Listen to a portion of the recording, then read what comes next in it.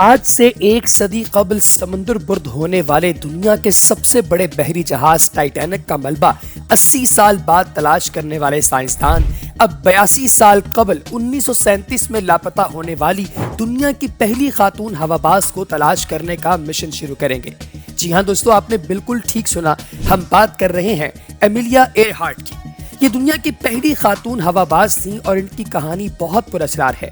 40 سالہ ایمیلیا ایئرہارٹ کو جہاں دنیا کی پہلی ہواباز خاتون ہونے کا اعزاز حاصل ہے، وہیں انہیں 14,000 فٹ کی بلندی پر جہاز اڑانے والی پہلی خاتون کا اعزاز بھی حاصل ہے۔ ایمیلیا ایئرہارٹ جہاز پر دنیا کا سفر کر کے ایک منفرد اعزاز بنانا چاہتی تھیں اور انہوں نے اپنے اس سفر کا آغاز جون 1937 میں شروع کیا اور تقریباً اپنے سفر کو 70% تک مکمل کر لیا۔ وہ اپنی منزل کے اختتام کی جانب بڑھی تھیں تو جولائی 1937 میں ان کا طیارہ امریکن ریاست ہونولولو کے قریب اڑان بھرنے کے بعد جزیرہ ہاولینڈ اور جزیرہ نکومارورو کے درمیان لاپتہ ہو گیا۔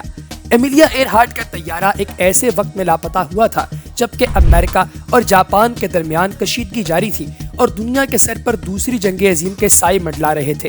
ایمیلیا ایئرہارٹ کے طیارے لاپتہ ہونے کے بعد امریکن نیوی اور دیگر اداروں نے اس کی تلاش کا کام شروع کیا، تاہم انہیں ناکامی ملی اور اب اس ناکامی کو 82 سال ہو گئے ہیں۔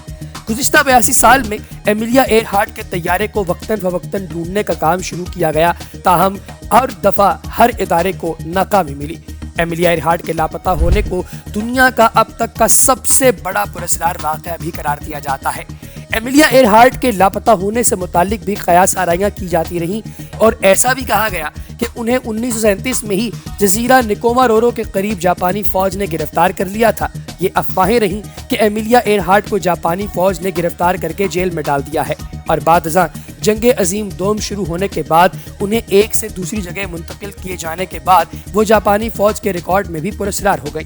ایمیلیا ایئرہارٹ کے حوالے سے یہ افواہیں بھی رہیں کہ انہیں جنگ عظیم دوم کے بعد جاپانی فوج نے رہا کر دیا تھا، جس کے بعد وہ اپنا نام اور بھیس بدل کر امریکہ میں خفیہ زندگی گزارنے لگی۔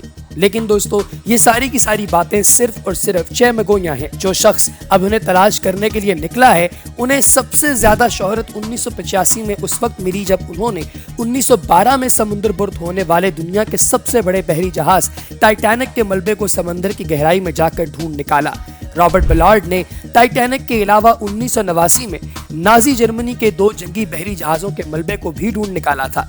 انہوں نے 1998 میں 1942 میں سمندر برد ہونے والے ایک امریکن جنگی جہاز کے ملبے کو بھی ڈھونڈ نکالا اور انہوں نے اسی سال امریکن فوج کے سمندر میں تباہ ہونے والے ایک اور بحری جہاز کے ملبے کو 2002 میں ڈھونڈ نکالا تھا اور اب وہ نکلے ہیں ایمیلیا ایئرہارٹ کو ڈھونڈنے کے لیے۔